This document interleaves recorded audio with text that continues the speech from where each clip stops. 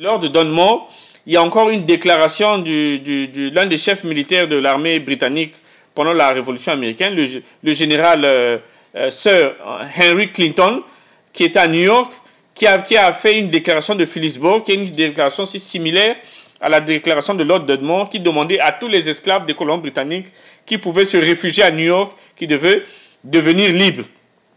Voilà pourquoi New York était devenu un sanctuaire des esclaves qui ont rejoint l'armée.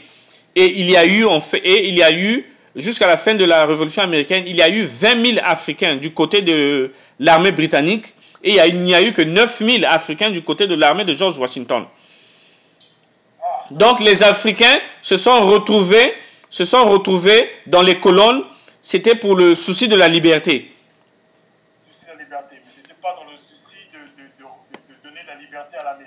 Non, c'était pour retrouver leur propre liberté, d'abord. Voilà pourquoi ils ont combattu.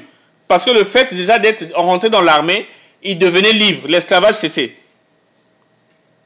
Donc c'est comme ça en fait que ces Africains se sont retrouvés du côté de l'armée continentale de George Washington et du côté de l'armée loyaliste.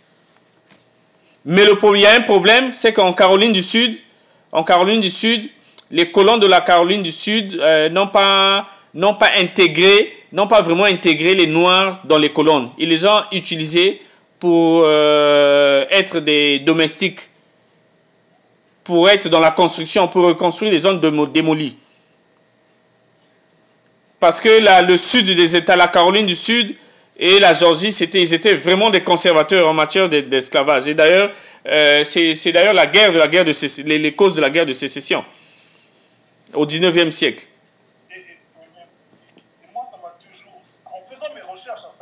Ça m'a choqué. Hein. Donc j'aimerais vraiment, grand frère Arsène, que tu reviennes là-dessus. Parce que moi, quand je faisais des recherches, je me dis, mais comment ça se fait que nous avons des Africains qui se retrouvent à la fois dans l'armée royaliste, donc attachés à la couronne d'Angleterre, et nous avons des Africains rattachés aux patriotes, donc aux 13 colonies. Moi, je m'attendais à ce que tous soient rattachés aux patriotes, en fait. Ben, c'est parce que la couronne britannique a été en 1775, par le biais de Lord Dunmore, le gouverneur de la Virginie de l'époque, avait fait une déclaration que tous les esclaves des colons américains qui viendront en Virginie vont devenir libres. Et Lord Dunmore va même créer le régiment éthiopien. Le régiment éthiopien, il va créer le régiment éthiopien où il va rassembler tous ces noirs-là. Et bien après, le général Henry Clinton fait la même déclaration qu'on appelle la déclaration de Phillipsburg. Voilà pourquoi il y a eu 20 000 Africains qui ont combattu pour l'armée britannique. Il n'y a eu que 9 000 pour l'armée américaine. Mais non,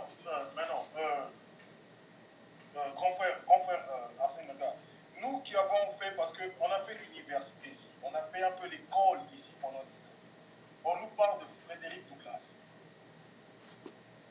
qui a été en fait le détonateur de la présence des Africains dans l'armée. C'est lui, soit disons, qui va négocier avec, à l'époque, je ne sais plus c'est qui est le président, qui va négocier, qui dit qu'il faut faire rentrer les Africains dans l'armée afin de libérer le pays. Et par conséquent, nous aussi se libérer, nous les Noirs, en fait, avoir la liberté. Est-ce que ça, c'est quelque chose d'erroné ou on nous l'apprend parce que... Non, Frédéric Douglass, je pense que là, nous sommes déjà... c'est après la guerre d'indépendance. Frédéric Douglass, je pense qu'il faut voir la guerre de sécession. D'accord. Parce que les Africains se sont retrouvés dans les colonnes. C'était parce que, que ce soit les loyalistes ou l'armée continentale de George Washington, ils avaient un besoin humain. Pas seulement pour combattre, mais on avait besoin des domestiques. On avait besoin des gens pour reconstruire. New York, les Anglais ont beaucoup utilisé les Noirs pour reconstruire New York pendant la guerre d'indépendance. Okay. Et est-ce qu'il existe des grandes figures de ces Africains venus du centre et ces Bakongo, des grandes figures héroïques qu'on ne connaît pas? Est-ce qu'il existe? Oui, il y a des grandes figures, mais vous savez, quand on écrit l'histoire, quand on écrit l'histoire, quand vous lisez l'histoire, même au niveau de l'histoire de l'Afrique, quand on parle de la colonisation, ces blancs-là n'ont pas auréolé, même quand vous allez dans la révolution haïtienne, ces blancs-là n'ont pas, dans leur historiographie, ils n'ont pas auréolé le rôle des Noirs.